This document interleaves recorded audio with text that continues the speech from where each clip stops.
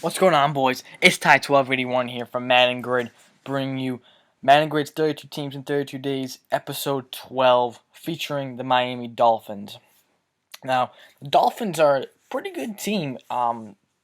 It's their upcoming team uprising, but they're a decent roster, not the best, but not bad. At quarterback, Ryan Tannehill. This guy's, I like this guy a lot, actually. He's got 83 speed, so that gives us a whole other factor in our offense, a whole other thing we can add to our game plan. Matt Moore's on a backup, but Tannehill brings that speed to the table, and he's good accuracy all over the place. Throughout the season, his rating will hopefully go up. It might not, but I mean he's 74 overall now. Get it to 80 overall, and that's a pretty damn. That's not bad at all for a rookie quarterback, and he just keeps doing his job, and then it will go up, and the team will get better, based upon because the quarterback starts from the quarterback.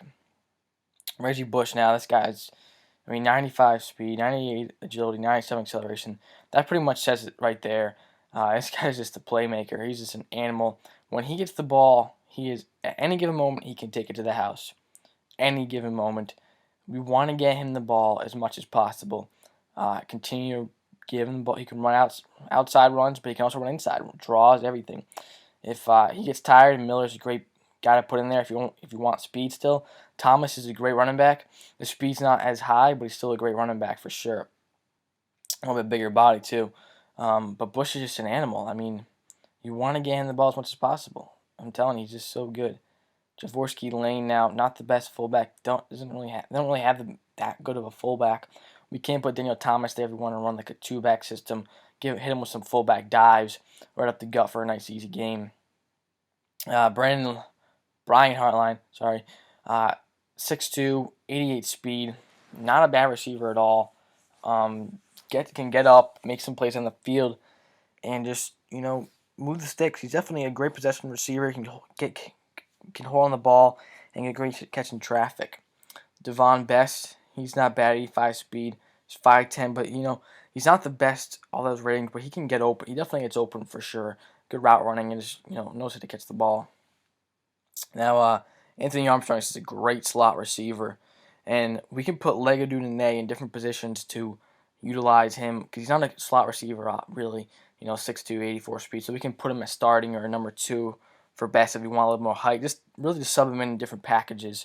But Armstrong's a great slot receiver. You want to utilize that speed all game long. Put him in the slot, have him in the slot, and run different types of routes to utilize that speed. Some seams, some in routes, crossing patterns, slants, quick outs, all that stuff. Corners.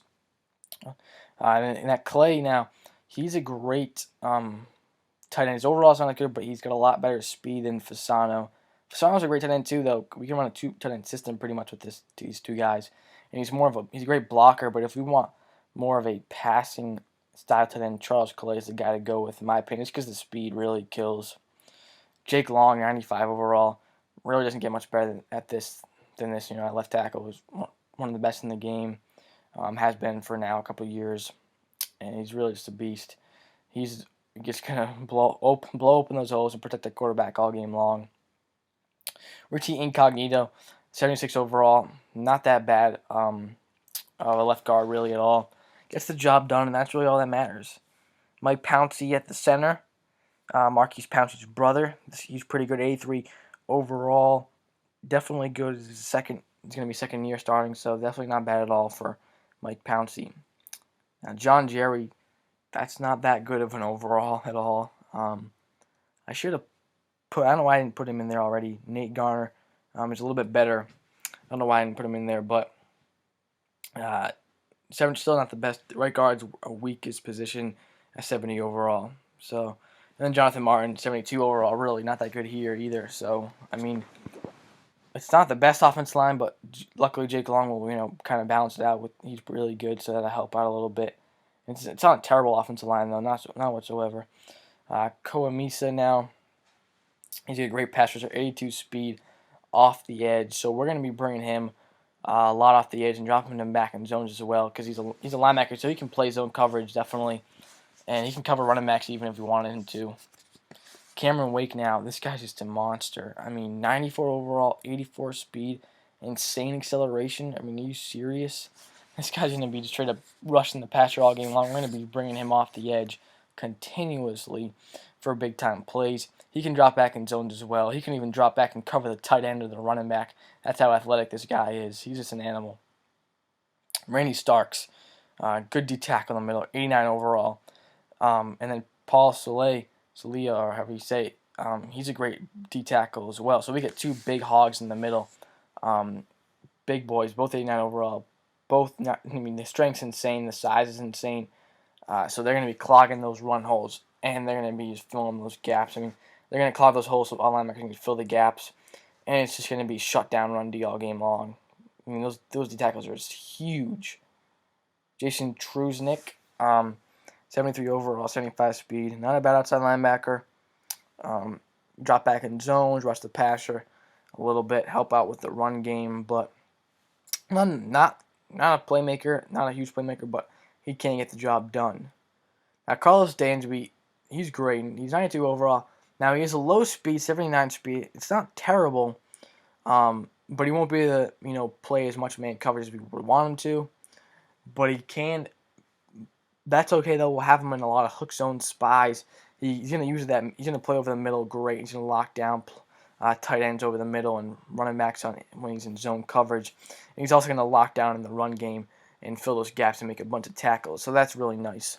Kevin Burnett now, another outside linebacker we have. He can get to the quarterback or drop back in zones and help out in the run game. Now Sean Smith, this guy's just an insane corner. I really love this guy.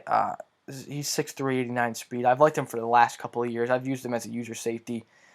He's really just an animal. He's going to lock down his man all game long. He has the height to stick with any receiver in the game. He has the speed to stick with any receiver in the game, in my opinion, because the height and speed make up for it. Because even if you're say the guy's 99 speed or Deshaun Jackson running down the field, even if he has a couple steps on him, we have the height to make up for it. We have that 6'3" frame to make up for it and swat the ball away. Or, when we jump, we'll swat it down because we have the height.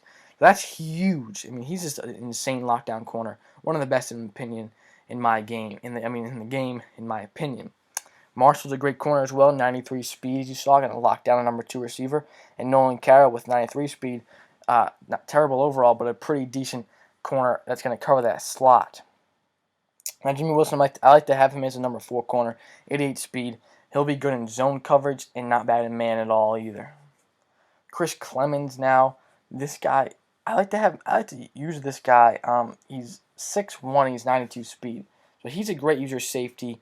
We're going to lock up, use that deep middle, and make plays with him all over the field, roam around, and then help out in the run game and fill those gaps and lock him down for the ball carrier, lock down the ball carrier, and just shut down the run. Now, what you can do though, if you're running a 4-3 or a 3-4, so you only have 2 corners on the field. If you're running that type of defense, say, what you do is you're going to bump these guys up. So you're going to put Carroll at number 1. So then you're going to sub in Carroll at the number one corner for Sean Smith. So therefore it would be Carroll and Marshall in the field at corner, and then we sub in Sean Smith at free safety. So now we still get 2 corners on the outside, but then we have Sean Smith in the middle at free safety. Now that's just going to cause havoc. We're going to use him, we're going to roam around, and we're going to make tons of plays with the 6'3", 89 speed safety, and we're going to lock up all game long. To do that, that's just going to be insane. Again, but only in a 4-3 or 3-4, or because we don't, or a 5-2 or 4-4 or something, because we don't want to have like Sean Smith. we don't want to have 3 weak corners on like if we're playing a nickel, we don't want to have a weak like nickel corner. We want to have Sean Smith at number 1, Carroll at number 3, and then Marshall number 2.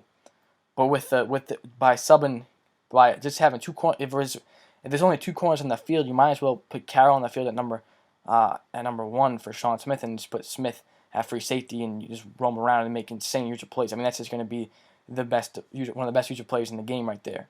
On strong safety, Rashad Jones. This guy's not bad at all. He's going to be able to cover those tall tight ends and help out with the running backs as well, cover them too. This guy, pretty good, pretty damn good. Um, on offense, guys, you want to get the ball to Reggie Bush as much as possible, and get the ball to those receivers. Mix them around, get the ball to slots and playmaker big time. Get the ball to Fasano and the other tight end. The other tight end's great. He's a great player. I forget his last name at the moment. Sorry, guys. I know that's bad, but he's just a beast. He's fast and tall, and that's huge. Fasano's not bad as well either. On defense, bring Wake all day off the edge as well as our other defensive end. Bring both those D ends off the edge all game long, but also drop them back in zones to mix it up. And then I say play about 60% man, 40% zone, maybe like 65% man, 35% zone, something like that. And just lock up, boys. Use all the middle with our free safety, and then you put Sean Smith there if you can. So lock up, boys. I'll see you next time.